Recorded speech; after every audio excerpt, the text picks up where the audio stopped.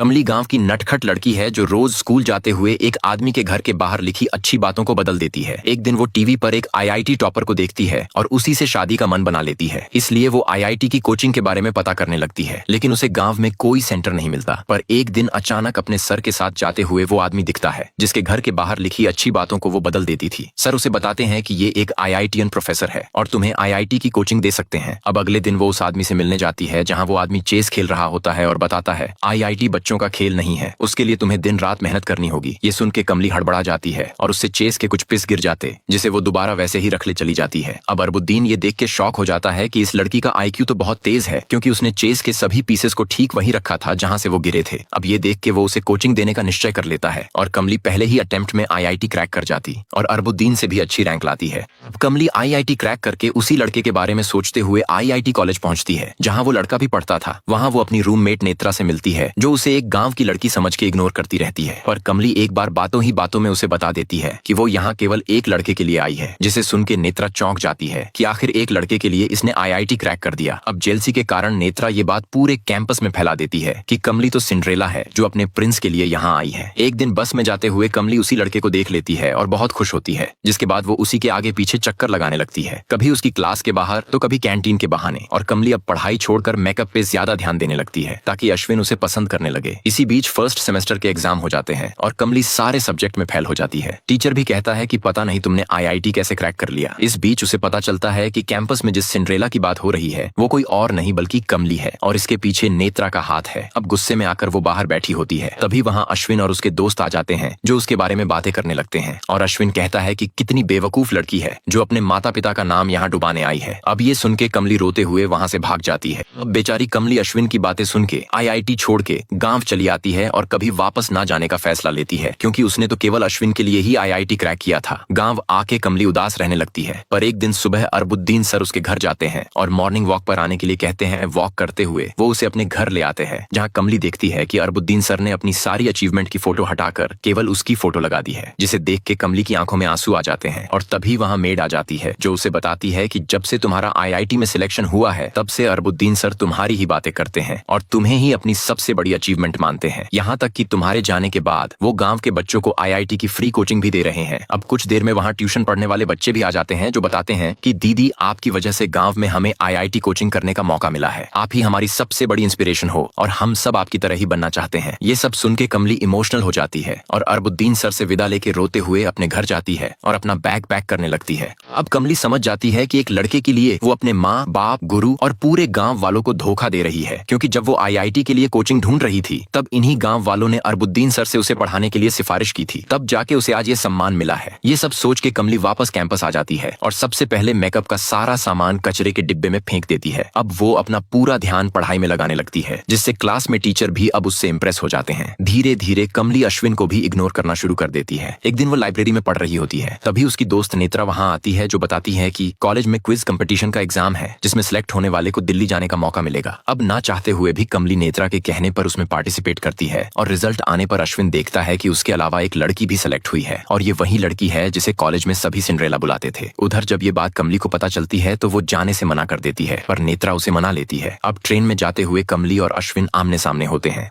कमली train में साथ आते हुए बार बार अश्विन को देखती रहती है, क्योंकि कोई अपने पहले क्रश को देखकर आखिर कितना इग्नोर कर सकता है। तभी अश्विन कमली से उस लड़के के बारे में पूछता है। कमली बताती है कि वो मेरी इंस्पिरेशन है। बात करते हुए दोनों दिल्ली पहुंचते हैं जहाँ एक लड़का कमली को पसंद करने लगता है, लेकिन कमली उसे ज्यादा भाव नहीं देती। अब कॉम्पिटिशन शुरू हो जाता है जिसे टीवी पर कमली के घर वाले, अरबुद्दीन सर और उसके कॉलेज के सभी लोग भी देख रहे होते हैं। पहले राउंड के बाद बाहर आके अश्विन कमली को भला बुरा कहने लगता है, क्योंकि उसने एक गलत जवाब दे दिया था, पर उसकी टीम कुछ पॉइंट से क्वालिफाई कर जाती है। अब फाइनल राउंड में आईआईटी कानपुर और आईआईटी मद्रास की टीम बराबर स्कोर करती है, इसीलिए दोनों तरफ से अब एक एक खिलाड़ी चुनने के लिए कहा जाता है, जिसमें सामने की टीम कमली को चुन लेती है, क्योंकि उन्होंने देख लिया था कि कमली किसी भी जवाब के लिए बटन नहीं दबा रही थी। अब सवाल का जवाब आते हुए भी बेचारी कमली बटन नहीं दबा रही थी, क्योंकि अश्विन ने पहले ही उसे गलती के लिए डांट दिया था। और तभी एक गलत आंसर देने से वो क्वेश्चन कमली से पूछा जाता है, जिसका कमली सही जवाब दे देती है और आखिर में वर्ल्ड डिज्नी का सवाल पूछा जाता है, जिसका जवाब कमली को पता था, और वो होता है सिंड्रेला, जिसका जवाब देके कमली आईआईटी मद्रास को जिता देती है। फिर वो एक एक करके सभी का धन्यवाद करती है जिन्होंने उसे यहाँ तक लाने में उसकी मदद की। आखिर में वापस जाते हुए अश्विन कमली से पूछता है कि क्या वो लड़का मैं ही हूँ जिसे तुम पसंद करती हो, जिस पर कमली कहती है शायद।